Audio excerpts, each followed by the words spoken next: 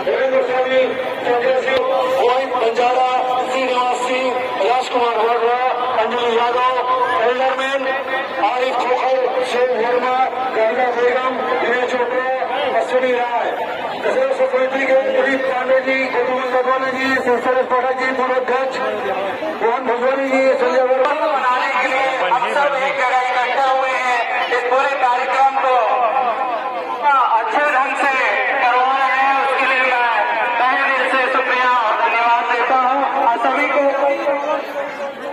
सद्भावना के साथ सब एक के मना रहे हैं, इसके लिए मैं हृदय से सबको धन्यवाद देता हूँ।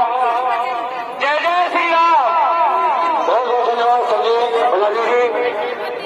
हमारे जो साथी छूट गए थे नंद कुमार सिंह जी और राय प्रताप सिंह जी, मिराज खान जो सुराज प्रेस के संचालक है, भव्य आतिशबाजी इनके द्वारा की जाती है। विनोद राजसागर मुंगली प्रेस क्लब के सभी पत्रकार साथी सदैव से दशहरा उत्सव समिति के सदस्य हैं, उन सभी का हार्दिक स्वागत अभिनंदन। भूपेन्द्र सिंह जी हमारे बीच उपस्थित है, उनका भी स्वागत अभिनंदन।